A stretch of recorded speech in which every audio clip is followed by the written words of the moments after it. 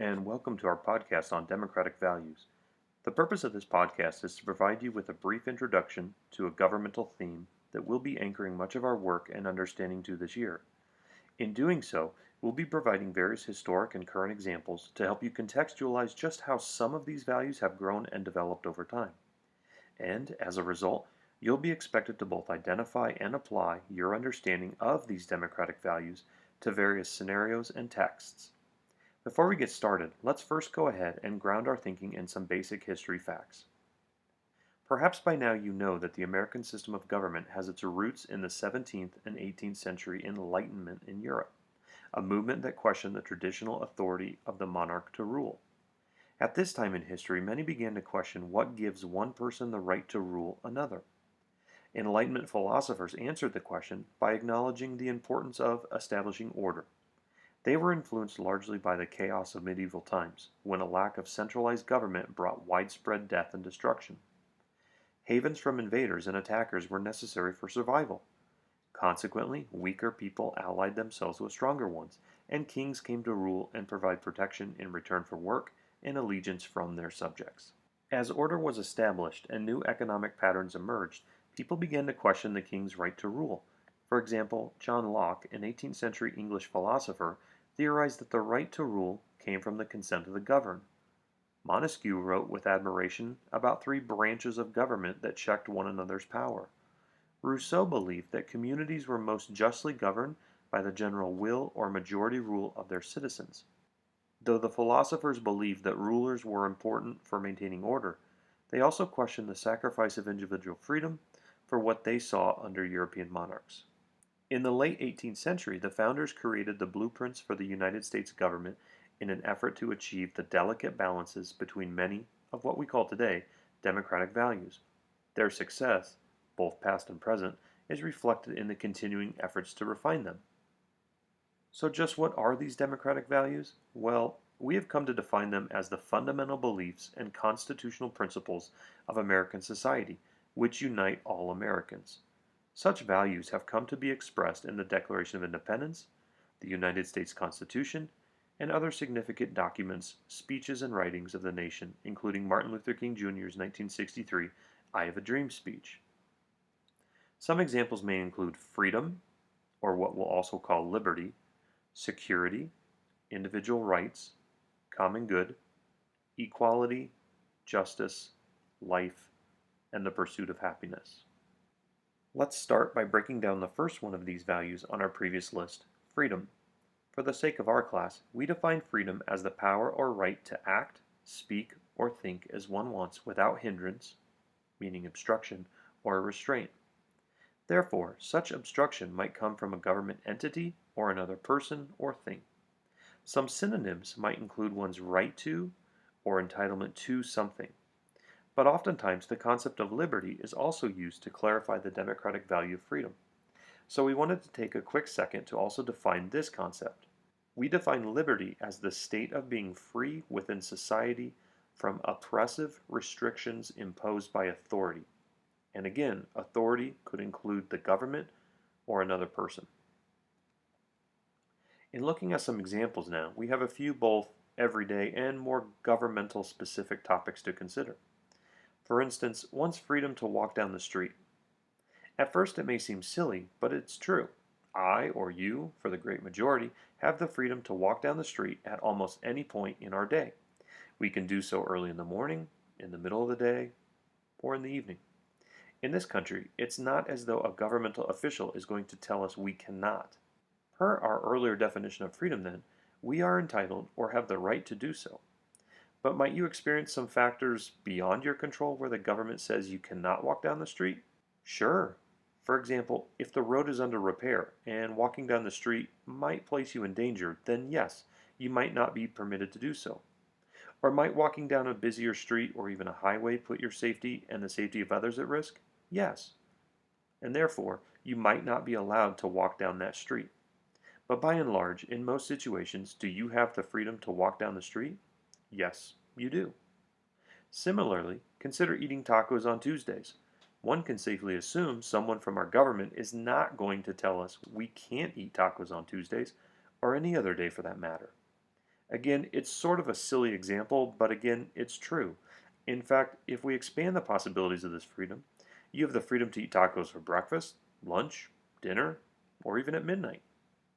The same train of thought is true for an example like turning on the television. Again, it's perhaps silly at first, but it's also a fairly reasonable argument to say you have the freedom to turn on your television whenever you want, free of an oppressive government telling you that you can't. Interestingly, though, there are times when your government even wants you to turn on the television.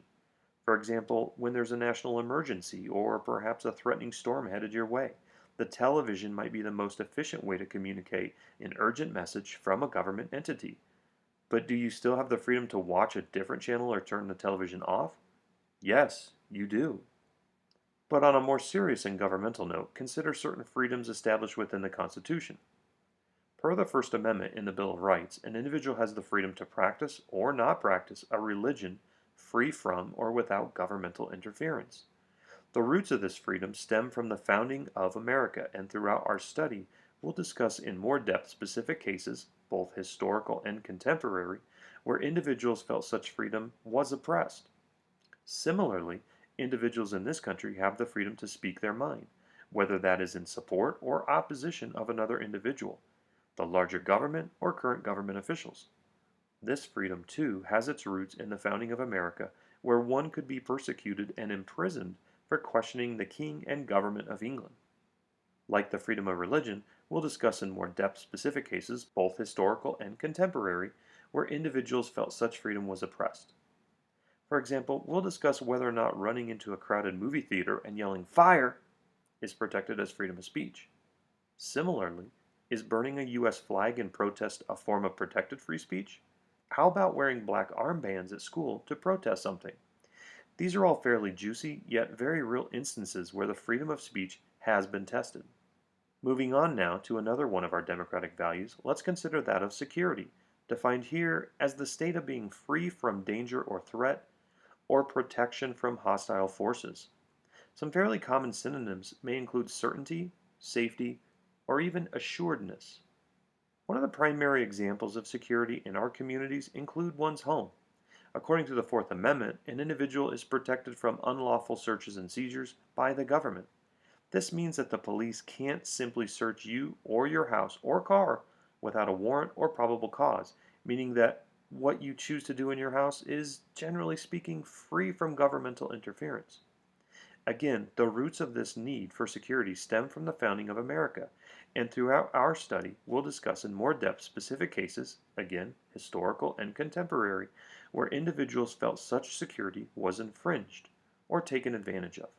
But staying with the example of the home for just a minute, please consider how else one's family chooses to protect themselves from others, including installing doors and windows as well as locks to keep outside elements, well, outside where they belong. Going a step further, some homeowners may include alarm systems or special lighting to deter outsiders from violating their security. But also consider a part of society the Founding Fathers never could have imagined when writing the Bill of Rights and Constitution: the Internet. Many of our wireless networks today require a password in order to access the Internet, and the reason for this is to ensure your security when navigating the web. The last thing you want to do is expose your private, personal information to those that may use it for their benefit. Even still, we're seeing and hearing more and more stories about data breaches and the need to boost network security in order to protect ourselves from such criminals. And finally, think about the increased levels of security when traveling to and through an airport. It's quite common today to have to present your ID and boarding pass before having your carry-on bags and person scanned by security.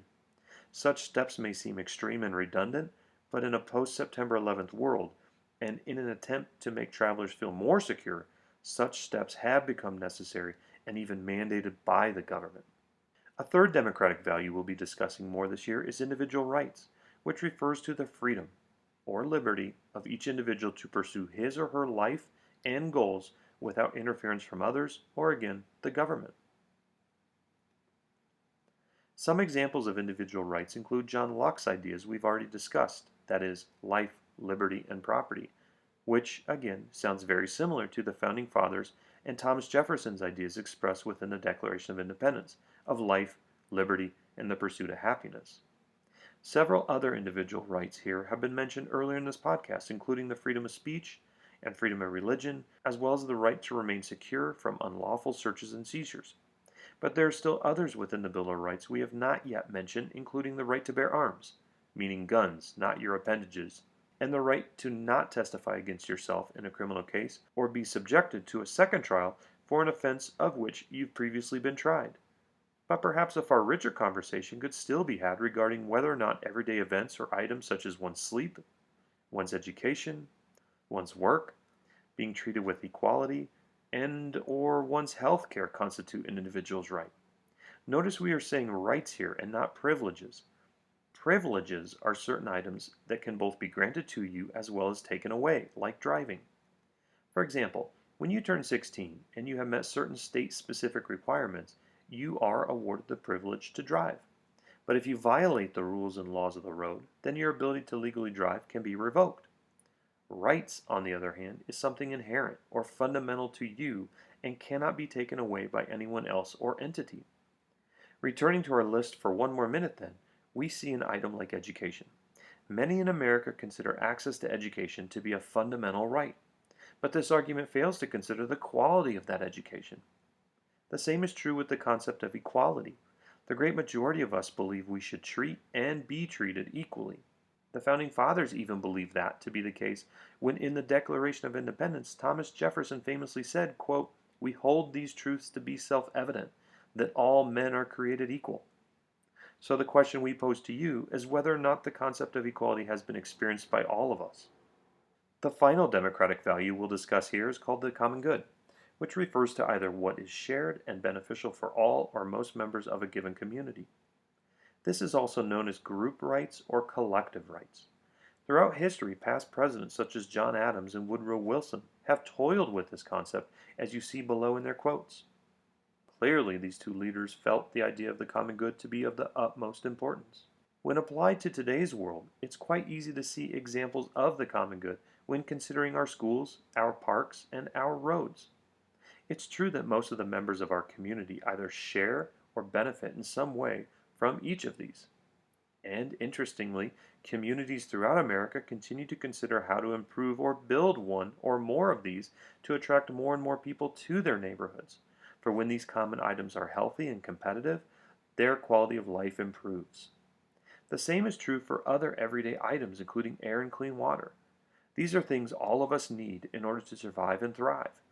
But perhaps you've also taken them for granted.